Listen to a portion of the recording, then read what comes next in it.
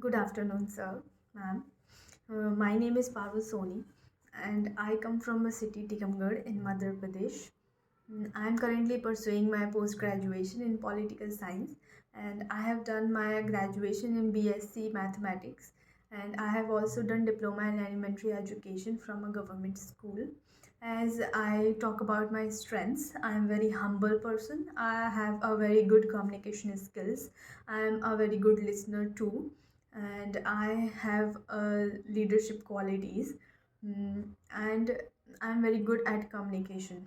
And as if I talk about my weaknesses, I don't think so I have such a big weakness, but I would like to mention one here, that I'm a kind of emotional person, but I will definitely work on that, and I have worked a lot on that. So, the first question is, what is the main role and responsibility of a teacher? So, what I personally think that the main role and responsibility of teacher should be that he or she should know that how to control students, because the students, we know that the students in the primary class is of very small age, and the age they are in, as we learn in the child development pedagogy and all. So we what we learn that the children at that age have a they are very curious, they just keep on asking things again and again. So what I think is the teacher should be very patient. One should have uh, good amount of patience, because the students will keep on asking the questions again and again.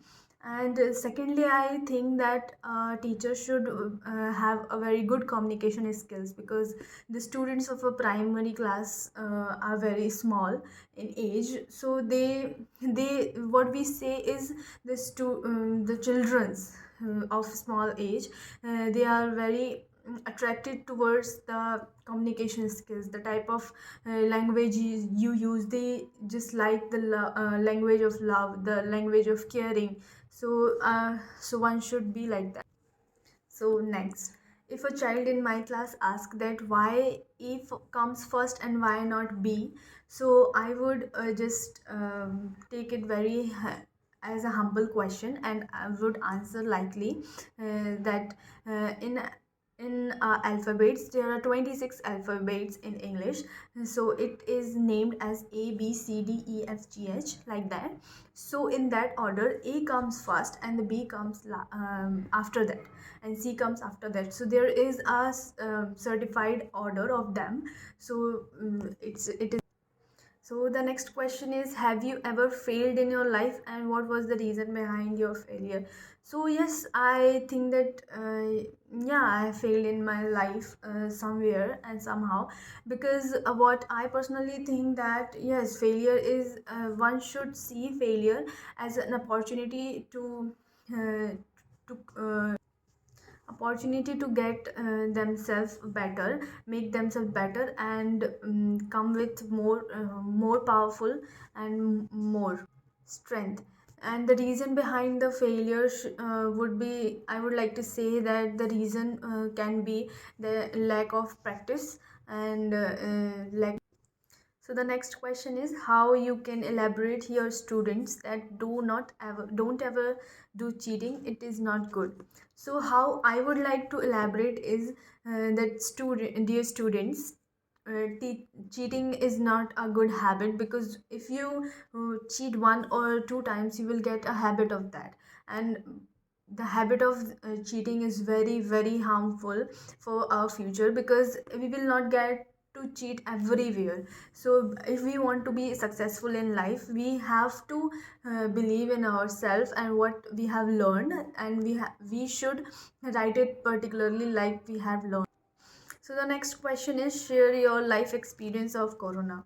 Corona has been very painful and very tough for each and every person in this on this earth, as I say, because there was a lot of problems, like everybody was losing their jobs, their shelter, there was no food, there was lack jobs and people were losing their loved ones. It was emotionally, physically, mentally, financially, it was very very tough for everybody. And what was my experience was also very tough.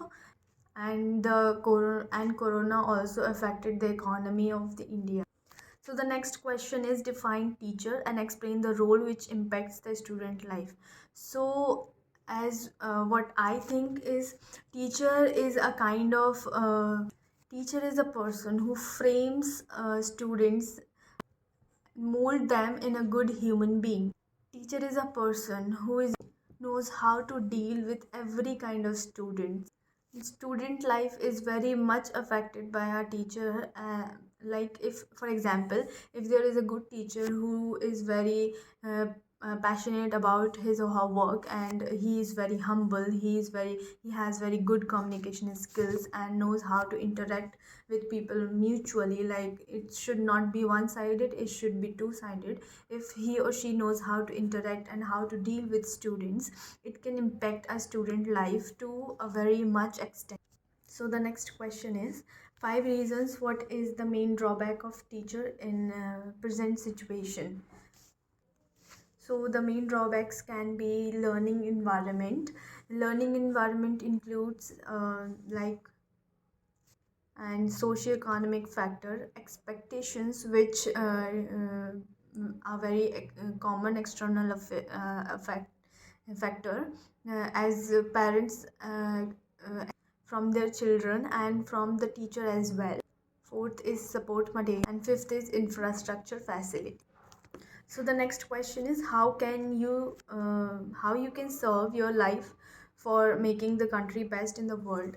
So my answer is, as what I think is, being a teacher is very very big factor in serving because what teacher do is, a teacher frames a child to become a good human, which makes them a good human who can serve their nation afterwards.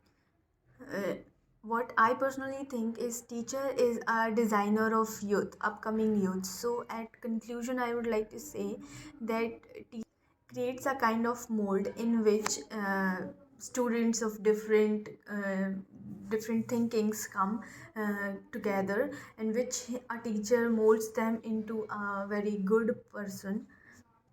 So the next question is, which mode of education do you think is right for our generation, online or offline? Why? Explain with reasons. So what I think, the mode of education is good. Both is good. Both have their own pros and cons. Firstly, we will talk about online. Online mode of education provides a platform where a teacher and a student can interact each other, irrespective of time, country, place, like anywhere they can interact very easily. And I can say that online mode of education is a kind of easiest way kind of education. The only thing which the only cons of the online education is, it requires financial and economic support. Like, if one have to take a online class, he or she should have an internet connection, should have an Android mobile phone or a laptop. So these can be cons of an online mode of education. On the other hand, if we talk about the offline mode of education, it is very ancient kind of education we have in our India. So offline mode of education consists two-way communication, like in a classroom. And there is a very so it can be very easy for a teacher and a student to get communicated. And it like online mode of education, it don't have cons of the factor of financial and economic factor, because it does not requires internet connection or a laptop or a mobile. It just need a classroom, and The only cons of the offline education, what I personally think is, we cannot interact worldwide like as of in online class. We were able to communicate, we were able to interact students irrespective of time, cities, country, but in offline the thing is not same. Thank you so much.